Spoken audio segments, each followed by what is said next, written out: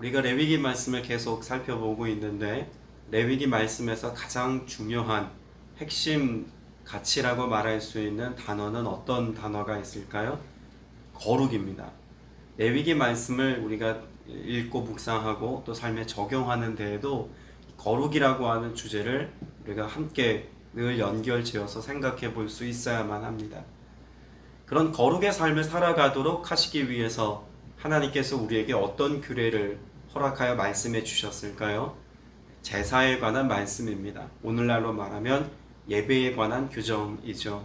그럼 우리가 하나님 앞에 거룩한 삶을 살기까지 반드시 회복해야 하고 또 하나님 앞에서 온전함으로 드려야 할 것이 있다면 그건 다름 아닌 예배라는 것입니다.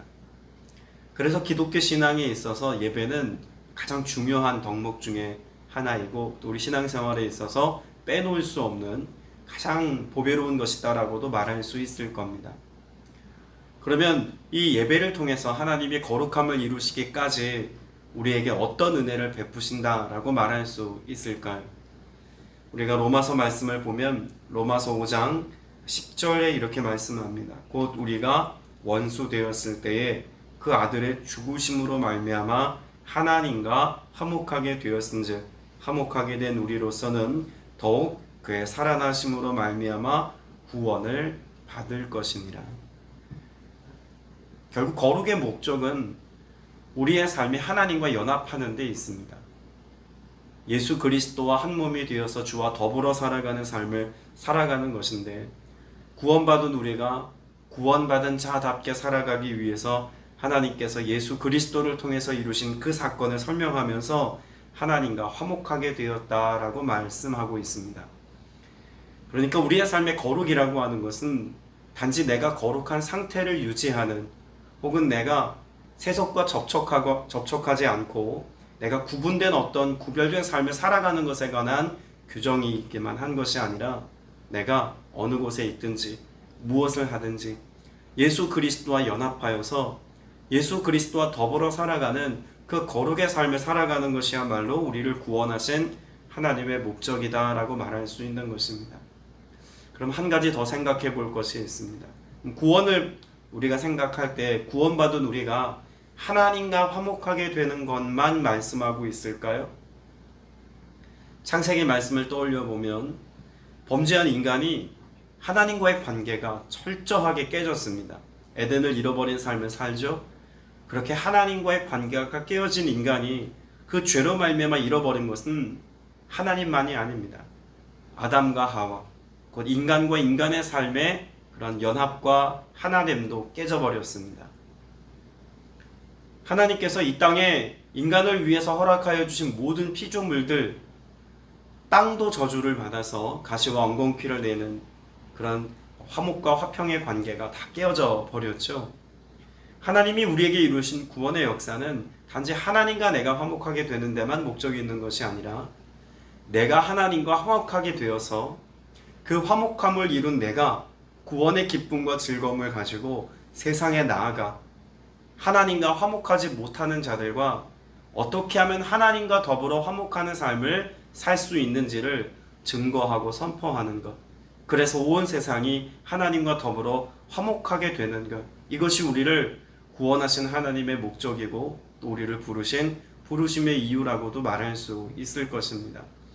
그러나 실상 우리의 구원이라고 말하는 것을 생각을 해보면 항상 개인 구원에만 초점이 맞춰져 있어서 내가 어떻게 이웃과 화목하고 화해할 것인지, 내가 세상에서 이 복음의 능력을 어떻게 나타내며 하나님께서 주신 소명을 세상 가운데서 어떻게 잘 실천할 것인지에 대한 삶의 내용은 쉽게 간과하고 살아가는 것 같습니다. 그래서 로마서 5장 10절 말씀에 보면 앞서 읽었던 9절 이후에 이렇게 기록합니다. 그뿐 아니라 이제 우리로 화목하게 하신 주 예수 그리스도로 말미암아 하나님 안에서 또한 즐거워하느니라. 여러분, 하나님 안에서 어떻게 즐거워합니까? 혼자 막 즐거워하는 그런 즐거움을 이야기하는 걸까요? 그게 아니죠. 공동체 안에서 나를 구원하신 하나님의 기쁨과 즐거움이 함께 나누어지는 것입니다. 함께 예배함을 통해서, 함께 찬송함을 통해서, 함께 모여 기도함을 통해서 하나님이 우리에게 행하신 그 화목함의 은혜를 가지고 우리는 기뻐 예배하고 즐거이 주님 앞에 나아갈 수 있다는 말입니다. 고린도후서 말씀도 좀 찾아볼 텐데요. 고린도후서 5장을 좀 같이 펴 보시기를 바랍니다. 자, 레위기 7장에는 책갈피를 해 놓으시고 고린도후서 5장입니다. 우리가 잘 아는 말씀이죠. 고린도후서 5장. 자, 15절 말씀을 먼저 읽겠습니다. 고린도후서 5장 15절 시작. 그가 모든 사람을 대신하여 죽으심은 살아있는 자들로 하여금 다시는 그들 자신을 위하여 살지 않고 오직 그들을 대신하여 죽었다가 다시 살아나신 이를 위하여 살게 하려 하심이라. 예수 그리스도께서 죽으신 이유는 뭐라고 말씀하고 있습니까? 삶의 목적을 바꾸기 위함이라는 거예요. 나를 위한 삶이 아니라 주를 위한 삶. 그런 삶을 살아가도록, 자 17절 말씀 읽겠습니다. 시작. 그런즉 누구든지 그리스도 안에 있으면 새로운 피조물이라 이전 것은 지나갔으니 보라 새 것이 되었도다. 자, 우리를 새롭게 하셨대요. 자, 그런데 우리가 그리스도 안에서 전혀 새롭게 된 이전과는 전혀 다른 삶을 살아가는 인생을 살아갈 수 있도록 은혜를 주셨는데 단지 새롭게만 하셨을까요? 아니요. 새롭게 된 우리에게 새로운 직책과 사명을 주셨습니다. 그 직책과 사명을 뭐라고 말씀하냐면, 자 18절 읽겠습니다. 모든 것이 하나님께로서 났으며 그가 그리스도로 말미암아 우리를 자기와 화목하게 하시고 또 우리에게 화목하게 하는 직분을 주셨으니. 그럼 새롭게 된 우리에게는 직분이 맡겨졌다는 겁니다. 어떤 직분이요? 화목하게 하는 직분입니다. 목사의 직이 귀한 직이고 집사의 직이, 권세의 직이, 장로의 직이 귀한 직이 아니라, 그도 물론 우리가 사명을 감당할 때 필요한 직이지만 하나님께서는 이 모든 직분을 뭐 하는 직분으로 우리에게 주셨다고 말할 수 있을까요? 화목하게 하는 직책으로 우리에게 맡겨주셨다는 것입니다. 서로가 서로를 바라볼 때 그 서로를 바라봄을 통하여서 하나님의 평화가, 하나님의 사랑이 흘러가게 하고 우리의 모든 직분을 감당하는 사명의 자리에서 연합과 화해와 화평이 일어나도록 우리에게 화목하게 하는 직책, 그것을 우리에게 허락해 주셨다는 것입니다. 우리가 잘 아는 평화의 기도라고 하는 것도 사실 그런 맥락의 기도이기 때문에 많은 사람들에게 공감을 불러일으키는 것 아니겠습니까? 이것이 애초에 고린도 후서에서 말씀하고 있는 우리 모든 그리스도를 향한 하나님의 직책이라고 말할 수 있습니다. 자, 그러면 왜 서두에서 로마서 말씀과 고린도 후서 말씀을 제가 장황하게 언급했을까요? 오늘 우리가 함께 보려고 하는 화목제의 규례가 이것과 연관이 있기 때문에 그렇습니다. 자, 다시 레위기 말씀으로 돌아와서 레위기 7장 11절 12절을 보면 여호와께 드릴 화목제물의 규례는 이러하니라. 만일 그것을 감사함으로 드리려면 기름 섞은 무교병과 기름 바른 무교전병과 고운 가루에 기름 섞어 구운 과자를 그 감사제물과 함께 드리고 라고 말합니다. 여러분, 화목제가 가지고 있는 특징은 뭐냐면 감사제라는 것입니다. 어떤 제사라고요? 감사제입니다. 감사함으로 드리는 제사예요. 화목제의 특징이 감사제라고 하는 것을 우리가 생각해 볼 수 있는 것은요, 여기 감사함으로 드리다 라고 하는 이 말에 어떤 의미가 있기 때문에 그렇습니다. 어떤 의미가 있을까요? 여기 감사함으로 라고 하는 말의 의미 안에는 단지 감사하다 라고 하는 뜻만 있는 것이 아니라 찬송하다 라는 뜻이 있습니다. 찬송하다. 그러면 여기 감사한다는 것은 결국 그 감사로 하나님께서 이루신 일들을 누구를 높여 찬양한다는 것입니까? 하나님께 대하여서 경배와 찬양으로 나아가 감사함에 제사를 드린다는 것 아니겠습니까? 감사의 가장 우리가 화목할 수 있는 가장 첫 번째 전제는 하나님께 대한 감사입니다. 내가 하나님과 화해를 할 수 있고 화평하여서 하나님께 오늘 예배할 수 있는 이유는 나의 공로와 자격 때문이 아니라는 것입니다. 내가 하나님과 화목할 수 있는 이유는 하나님이 내게 이루신 일로 인하여서 우리는 하나님께 나아갈 기회를 얻게 되었고 평화를 누리게 된 것 아닙니까? 그렇다면 우리는 당연히 화목제 가장 첫 번째 그 감사제라고 하는 의미를 되새기지 않을 수가 없는 겁니다. 자, 그런데 이 감사제에 드려지는 예물을 뭐라고 설명하고 있냐면 무교병 혹은 기름 바른 무교전병이라고 말합니다. 여러분, 성경에서 무교병이라고 하는 것은 뭘 말하는 걸까요? 누룩이 들어가지 않은 빵입니다. 그럼 누룩이 들어가지 않은 빵, 성경에서 신약으로 넘어와서 누룩이 들어가지 않은 빵은 누구를 상징할까요? 예수 그리스도입니다. 결국 이 무교병을 먹는 것은 앞에 말씀드렸던 감사함으로라고 하는 의미와 깊은 연관이 있겠죠. 우리가 감사함으로 하나님과 화목할 수 있는 이유, 그것은 죄 없으신 예수 그리스도, 누룩 없는 떡과 같이 죄 없으신 예수 그리스도께서 우리를 위하여 기꺼이 화목제물이 되어 주셨기 때문에 오늘 저와 여러분이 하나님 앞에 화평함으로 화목함으로 나와 예배할 수 있는 것입니다. 그것이 누룩 없는 빵과 누룩 없는 전병을 먹는 이유입니다. 그런데 여러분, 이건 우리가 신앙 상식으로 다 알고 있는 내용이에요. 근데 오늘 우리가 읽은 레위기 7장에 기록되어져 있는 화목제물은 예외 규정을 함께 포함하여서 말씀하고 있습니다.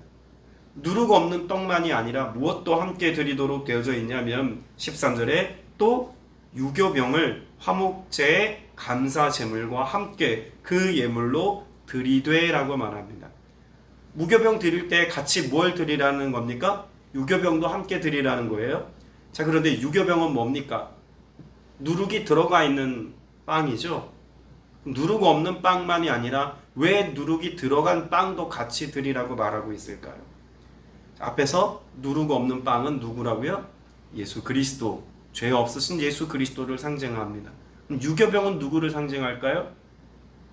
인간입니다. 여전히 유죄한 인간, 허물과 죄로 죽을 수밖에 없는 인간.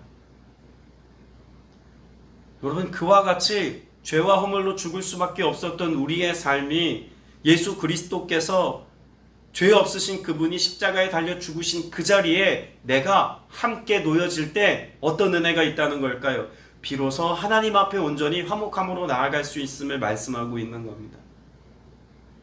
그러면 오늘 여기 화목제의 가장 중요한 요소라고 말할 수 있는 것은 유교병이 무교병과 함께 드려진다는 것입니다.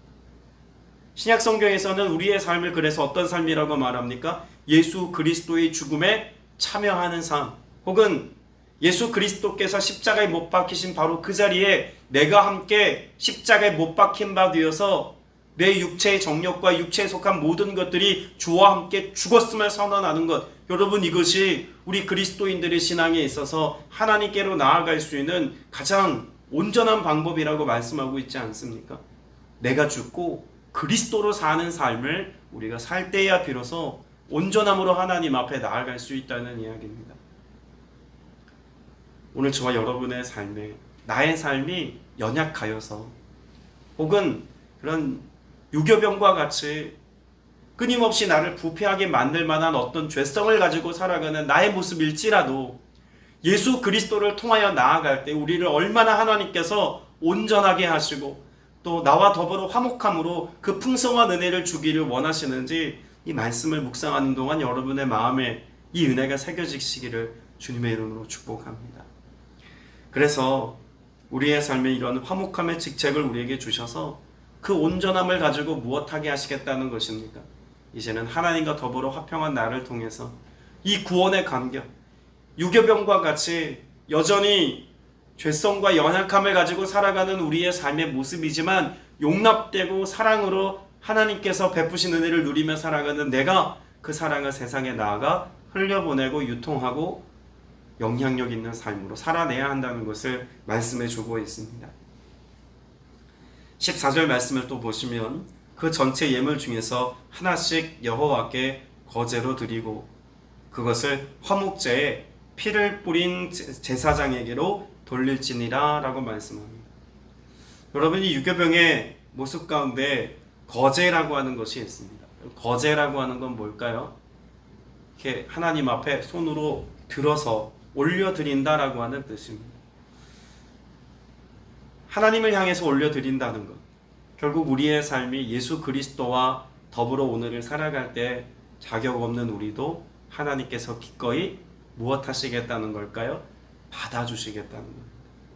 하나님께 그렇게 높이 들려 그렇게 올려진 바 되었을 때 우리의 삶에 하나님의 용납이 있다는 거죠. 여러분, 이것을 조금만 더 깊게 생각해 보면은요, 우리를 위해서 누가 들리셨습니까? 예수 그리스도께서 십자가에 높이 들리셨습니다. 못 박히심으로, 창에 찔리심으로 예수님께서 우리를 위해 높이 들리셨기에 우리가 용납된 것 아닙니까? 여러분, 이 화목제의 규정은 단지 제사법에 관한 규정이기만 하지 않다는 것을 우리가 이 말씀의 의미들 속에서 발견할 수가 있죠. 예외 규정은 단지 이렇게 유교병을 드리는 것에만 국한하여 말씀하고 있지 않습니다. 자, 15절, 16절 말씀을 보면 이렇습니다. 감사함으로 드리는 화목제물의 고기는 드리는 그날에 먹을 것이요 조금이라도 이튿날 아침까지 두지 말 것이니라. 이것은 우리가 레위기 전반부에서 이미 화목제를 다루면서 한번 나누었던 이야기입니다. 그런데 16절에 보면 예외 규정으로 이렇게 말하죠. 그러나 라고 시작합니다. 그의 예물의 제물이 서원이나 자원하는 것이면 그 제물을 드린 날에 먹을 것이요 그 남은 것은 이튿날에도 먹되라고 말합니다. 화목제물은 원래 하나님께서 어떻게 규정하셨습니까? 원래는 그날에 다 소진하여 먹을 것을 말씀 나누었습니다. 그래서 소 한 마리를 잡으면 몇 근 나온다고 제가 말씀드렸죠? 한 1000근쯤 나온다고 말씀을 드리면서 이걸 하루 만에 어떻게 다 먹습니까? 그죠? 다 나누어야 한다는 가치를 제가 풍성함의 의미와 더불어 함께 나누었습니다. 그런데 그것이 서원제이면 이것을 가지고 이튿날까지 풍성하게 나눌 수 있도록 하나님이 어떤 은혜를 허락하시는 겁니까? 기회의 날들을 조금 더 주시는 겁니다. 뭐 하라고요? 풍성히 나누라고요. 더 많이 나누라고요. 앞에서 나누었던 이 유교병의 의미도 단지 인간이라고 하는 차원에서만 생각할 것이 아니라 누룩이 들어갔다는 상황을 한번 생각해 보십시오. 누룩이 들어간 빵은 어떤 모습일까요? 부풀어진 모습 아닙니까? 그러니까 누룩이 부정적인 의미로 사용될 때는 변질되거나 왜곡되거나 가식적인 모습을 상징할 때 누룩이라는 표현을 씁니다만 긍정적인 의미로 쓰일 때는요 풍성함입니다. 부요함입니다. 그러니까 하나님께서 이 화목제물을 통해서 결국 나누도록 하신 그 모든 규례를 볼 때 어떻게 나누라고 말씀하고 있는 걸까요? 풍성하게 나누라는 것입니다. 더 많은 이웃들과 더불어 그 풍성함의 은혜를 나누라고 말씀하고 있는 것 아니겠습니까? 이런 예외 규정은 우리의 연약함에 대한 하나님의 배려이기도 하지만 더불어서 하나님께서 우리에게 말씀하신 하나님의 의도와 목적을 더 분명하게 가르쳐 주시는 진리를 담고 있기도 합니다. 예배는 자기 만족에 치우치는 것이 아닙니다. 화목제를 통해서 우리가 배워야 될 예배는 하나님과 나와의 관계 안에서 내가 누린 하나님의 기쁨과 이 즐거움이 내 안에 가두어진 것이 아니라 어떠한 삶의 모습으로 드러나야 한다는 것을 가르쳐 줄까요? 선한 영향력으로 또 풍성함으로 이웃들과 그 예배의 기쁨과 감격이 나누어져야 한다는 것입니다. 흘러가게 해야 한다는 거예요. 그런데 이 말씀을 오해하지 마십시오. 단지 구제 많이 해야 된다 라고 하는 의미로만 이 화목함의 기쁨을 나눌 것을 말씀하는 게 아닙니다. 제의적인 모습을 보면 그런 제사 때 쓰여졌던 제물을 풍성하게 나누는 것이지만 애초에 이 제물을 상징할 때 우린 누구를 염두에 둡니까? 우리의 영원한 희생 양이 되신 예수 그리스도, 그 제물 되신 예수 그리스도를 떠올리고 생각하죠. 그러면 우리가 나누는 것도 단지 음식을 나누거나 눈에 보이는 나의 무언가를 나눔보다도 어떠함을 나눠야 할까요? 예수 그리스도를 나누고 선포하는 데 목적과 의미가 있다는 겁니다. 그래서 앞서 읽었던 고린도 후서 말씀을 조금 더 보면 고린도 후서 5장 19절입니다. 곧 하나님께서 그리스도 안에 계시사 세상을 자기와 화목하게 하시며 그들의 죄를 그들에게 돌리지 아니하시고 화목하게 하는 말씀을 우리에게 부탁하셨느니라. 자, 앞에서 화목하게 하는 직책을 주셨다고 말씀하셨죠. 그 화목하게 하는 직책이 어떤 일을 하는 직책일까요? 화목하게 하는 말씀을 우리에게 부탁하셨대요. 그 말씀 전하는 것입니다. 그 말씀이 흘러가게 하는 것입니다. 말씀이신 예수 그리스도와 그의 행하심과 그가 이루신 사역과 그의 성품과 그의 생명과 그 모든 것이 화목하게 하는 직책을 맡은 저와 여러분을 통해서 흘러가게 해야 할 가장 아름답고 보배로운 선물이라는 것입니다. 오늘 저와 여러분의 삶을 통해서, 예배함을 통해서 단지 오늘 말씀을 들었다, 예배를 잘 드렸다, 이것이 아니라 어디까지 이어져야 할까요? 들은 바 하나님의 말씀이 누군가에게 흘러가게까지 하는 것이 예배의 완성입니다. 그러니까 예배는 성전에 와서 예배 드릴 때만 예배가 아니라 이미 이곳에 나오기 이전 예배를 준비하는 그 시간, 또 여기 나와서 예배를 드리는 시간, 예배를 마치고 또한 우리가 세상으로 나아가 화목하게 하는 직책을 감당하는 것까지 이 모든 것을 통틀어 예배라고 말할 수 있는 거예요. 그래서 예배가 곧 삶인 것입니다. 삶이 곧 예배가 되어야 하는 것입니다. 성전에만 갇힌 예배가 아니라 우리의 삶 전체가 하나님께 드려지는 화목제와 같은 모습이 되어야 한다는 것이죠. 고린도후서 5장 20절 말씀을 제가 읽어드릴 텐데요. 그러므로 우리가 그리스도를 대신하여 사신이 되어 하나님이 우리를 통하여 너희를 권면하신 것 같이 그리스도를 대신하여 간청하노니 너희는 하나님과 화목하라. 여러분, 우리에게 끊임없이 당부되어지고 요청되어지는 것이 있습니다. 하나님과 더불어 화목하는 삶을 살아갈 것을 당부하고 가르쳐주고 있죠. 질문을 이렇게 쉽게 던질 수 있을 것 같아요. 여러분, 하나님과 친하십니까? 하나님과 친하세요? 나는 오늘 여기 하나님 만나러 오는 기쁨에 좋은 친구 만나는 것 같은 기쁨으로, 내가 사랑하는 어떤 대상을 만나는 것 같은 설레임으로 그렇게 성전을 향해 오셨습니까? 또 그리고 이렇게 예배를 드리고 나서 우리가 기도하는 시간을 가질 때 내가 정말 사랑하는 이들과 미로를 나누고 또 사랑의 언어를 나누고 또 기쁨의 즐거운 일상을 나누는 것처럼 그렇게 하나님과 친밀함으로 여러분 즐거이 주님과 그렇게 교제하십니까? 여러분, 이것을 우리의 삶에 한번 깊이 생각해 볼 수 있어야 합니다. 난 하나님하고 친한가? 의미상 보면 하나님하고 친한 것 같아요. 근데 말씀을 묵상하면서 제가 그 묵상을 했습니다. 제가 저희 가족들하고 저희 집에 같이 살지 않습니까? 저희 아이들하고 제가 친한가? 이렇게 생각을 해봤어요. 딸하고는 굉장히 친한데 한동안 아들하고 친하지 않은 시간을 좀 한 1, 2년 사춘기를 보내는 시간 그렇게 보냈던 것 같아요. 같이 살지만 안 친할 수 있어요. 조금 더 의미적으로 보면 부부간에도 그렇잖아요. 한 공간에 살아요. 근데 부부가 친합니까? 안 친할 수 있어요. 오히려 왼수같이 느껴질 때도 있지 않습니까? 그럼 제가 하나님과 친밀함을 여러분께 질문했을 때도 마찬가지예요. 교회 다녀요. 말씀도 듣고 기도도 해요. 신앙 공동체 안에서 믿음의 교제도 해요. 그게 하나님과 친밀함을 이야기해 주지 않는다는 것입니다. 내가 한 공간에 머물러 있다고 해서 그것이 하나님과 친밀함이다라고 오해하거나 착각하면 안 되는 거예요.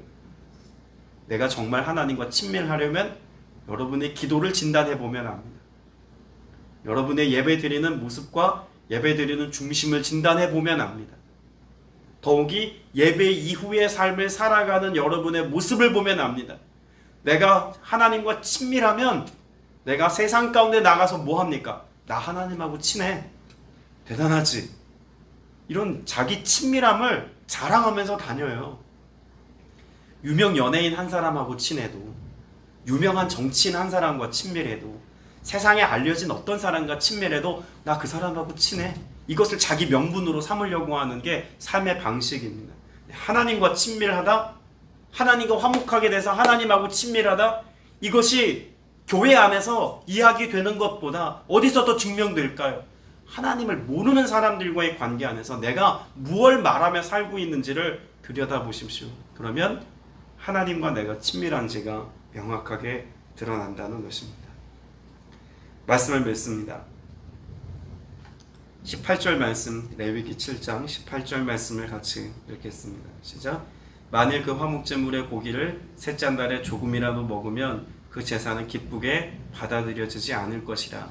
드린 자에게도 예물답게 되지 못하고 도리어 가증한 것이 될 것이며 그것을 먹는 자는 그 죄를 짊어지리라. 자, 예외 규정을 말씀을 드렸죠. 원래는 하루 안에 다 먹어야 되지만 이튿날까지 먹어도 된다는 하나님의 예외 규정을 두셨습니다. 그런데 이 예외 규정 안에도 무엇이 있습니까? 하나님의 규범이 있다는 겁니다. 셋째 날에는 먹으면 안 돼요. 서원제로 드렸다 할지라도 셋째 날에는 역시 먹으면 안 된다는 무엇이 있습니까? 하나님의 영적인 테두리가 있는 겁니다. 방종하지 말라는 거예요. 하나님이 우리에게 예외를 두었다고 해서 그 예외 규정 때문에 방종하지 말라는 겁니다. 예외 규정 역시도 하나님의 말씀 안에서 지켜가야 할 삶의 모습인 것을 분명히 우리에게 가르쳐주고 계신 것이죠. 하나님과의 친밀함으로 기도의 삶에, 예배 이후의 삶에 은혜를 누리기까지 늘 우리의 삶에 그런 나를 다루어 볼 수 있는 기반으로 무엇을 삼아야 합니까? 하나님의 말씀을 내 삶의 바로미터로, 내 인생의 저울로, 내 인생의 거울로 그 말씀을 내 삶에 늘 가까이 대면하여 살아가는 삶이 있어야, 그래야 화목한 자로서의 삶을 오늘 또 온전히 살아갈 수 있게 될 줄로 믿습니다. 오늘 이 짧은 말씀이지만 그리스도인의 삶을 충분히 담아냈다고 저는 생각합니다. 이 말씀 속에서 하나님이 우리에게 원하시는 그리스도인의 삶을 말씀하셨다면 결단하십시오. 내가 하나님과 친밀함으로 오늘을 살겠습니다. 그 화목함의 기쁨의 예배를 주님 앞에 찬송함으로 드리겠습니다. 오늘 성전 안에서만이 아니라 내 삶의 모든 영역이 하나님의 거룩한 처소가 되게 하겠습니다. 결단하며 기도하는 여러분 되시길 다시 한번 축복합니다. 기도드리겠습니다. 은혜가 풍성하신 아버지 하나님, 주의 은혜를 구하며 도우심을 바라며 주님 앞에 오늘도 예배합니다.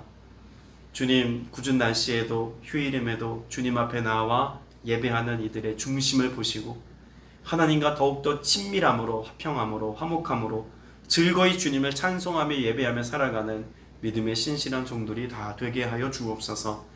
오늘 이 말씀을 접한 모든 지체들이 기도로 말씀으로 우리의 삶을 점검해 보기를 원하며 성전 안에서만이 아니라 성전 밖에서의 내 삶의 모습을 잘 다루어 보아서 과연 하나님과 화목한 자로서의 삶을 오늘 살고 있는가, 늘 주님 앞에 다루어 보는 믿음의 백성들 되게 하여 주시옵소서.